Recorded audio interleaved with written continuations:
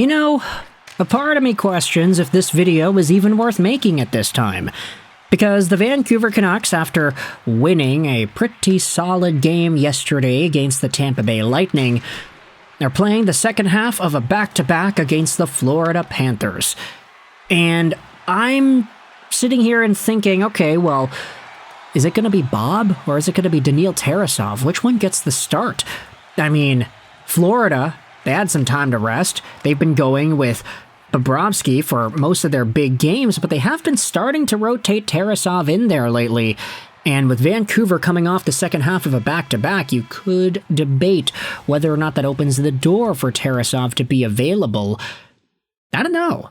Does that change the way you view today's hockey game between Vancouver and Florida, if it's Tarasov or Bob? Either way, maybe by the time this video is uploaded, the starter is already announced. We're also eagerly paying attention to Vancouver's starter situation, asking whether or not it's going to be Kevin Lankinen or Jiri Patera starting things out for Vancouver. But in this commentary, I wanted to talk about Canucks star Elias Pettersson. And one of the most bizarre things that we can talk about when it comes to him and his play this season. We can treat this video almost as a holistic view on EP, but really there's a big thing that I think I want to focus on the most. I'll say this at the beginning though. Elias Pettersson, as a Vancouver Canucks forward in 2025, is playing better than he had last season. All of last season. There wasn't a point last season in 2024-2025 where I think any Vancouver Canucks fan thought that Petey was playing his best. Never mind the fact that he missed a lot of time, but this guy, after dealing with tendonitis and JT Miller and the monster that lived inside of him, you know, we heard about the monster inside me phrasing that Miller used when talking about his time in Van. Pettersson's playing a lot better this season compared to that last season. Even though he isn't at the level he was 3 seasons ago when he had reached 100 points, or even 2 seasons ago when he reached 89 points, despite that season having a very disappointing second half. He also didn't produce in the playoffs. Okay, we're not going to dive into the entire history lesson here, but even though PD is not necessarily producing at a 100-point clip, this year he's on pace for 69 points with 17 and 20 currently. Even though that is the case, I will say that Pettersson has improved his game in ways that don't show up on the scoreboard. Obviously, we're talking about defensively. We're talking about the responsibility that weighs upon his shoulders. I'd go so far to say that Elias Pettersson has been the Vancouver Canucks' best player this season. Not best forward, I'd say best player. He's been playing better than Hughes. Demko is not available. He's not healthy as much as he needs to be. And out of all these players, I'd say Kiefer Sherwood included, there's nobody that's been more important, nobody who's been better, nobody who has been as competent as he could be in the roles that he is given as Elias Pettersson. Sure, Kiefer Sherwood may go above and beyond the expectations, but let's face it, nobody's expecting Kiefer Sherwood to provide value to the Canucks in the same way they're expecting Pettersson to provide it. Now, points aside, let's go out there and talk about some other numbers that have really put things into perspective for Vancouver. Take a look at this.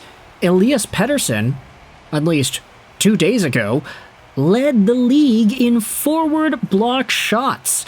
First amongst forwards, 41 shots blocked, leading the league in that category through the start of the season. And I mean, he's been blocking everything that moves in the Canucks defensive zone.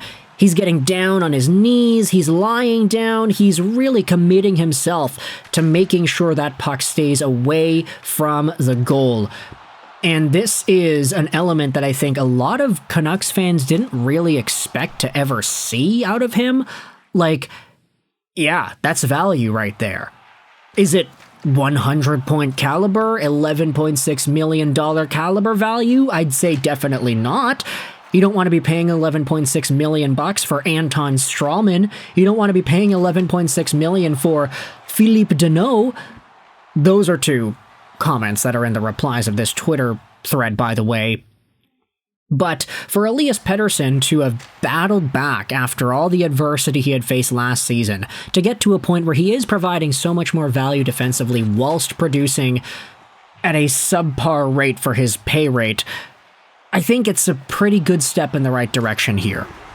And furthermore, we had Patrick Allvin go out there and talk about Elias Pettersson and the way everything has been shaping up for him this season, just how much responsibility has been tossed Petey's way because of the lack of center depth and because Vancouver doesn't really have too many guys they can actually use in the defensive zone to take faceoffs. Pettersson has been one of the most utilized players in the league on the dot. You take a look at the fancy stats over here, you'll see that out of all the players in the National Hockey League, Elias Pettersson has taken 435 faceoffs in 20 games. That's number one in the league above Joel Eriksson-Ek, Nathan MacKinnon, Chandler Stevenson, Dylan Larkin, Crosby, O'Reilly, Nico Hischier, and Bo Horvat. All these other guys who are primarily known as face-off specialists, at least in Crosby, Horvat, O'Reilly's case, Petey has been more of a specialist.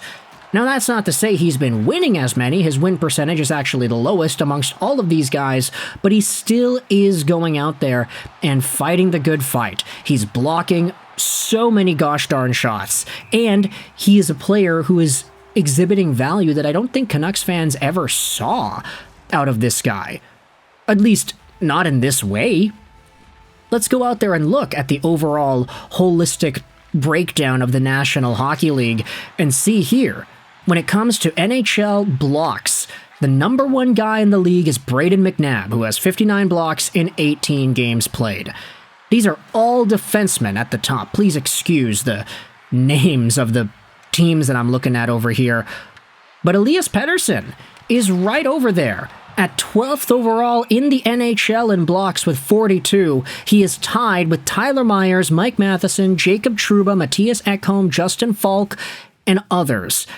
I mean, that is unheard of.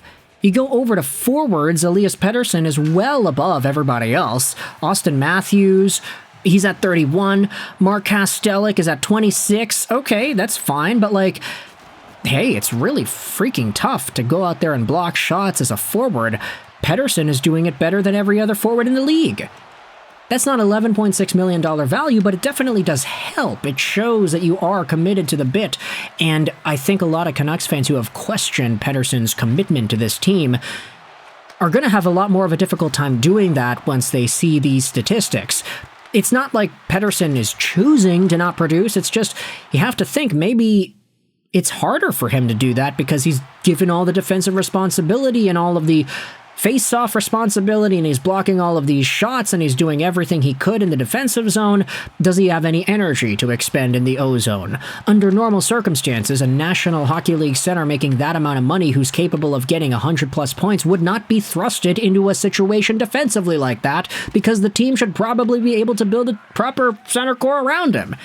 And the Canucks haven't, so this is a problem that is reflected in the way Pettersson has been deployed. He's been greeted with a very good opportunity to show off his defensive gusto, and it's been working. Maybe to the sacrifice of his offensive productivity, but there is still positive play there. And I do think that Pettersson deserves his props, which is why we're making this video here. So, if you enjoyed this commentary on EP, essentially the EP40 video, nobody expected this out of Elias Pettersson. Ah, yeah, there you go. That's the clickbaity title, isn't it? If you enjoyed this video, you can let me know your thoughts in the comment section below. How do you feel about the EP conversation at this point in time? And how does it make you feel that everything is shaping up to give this guy one of the best defensive center seasons we might have seen in a long time? Let me know in the comments what do you think. I hope you enjoyed this video. And bye.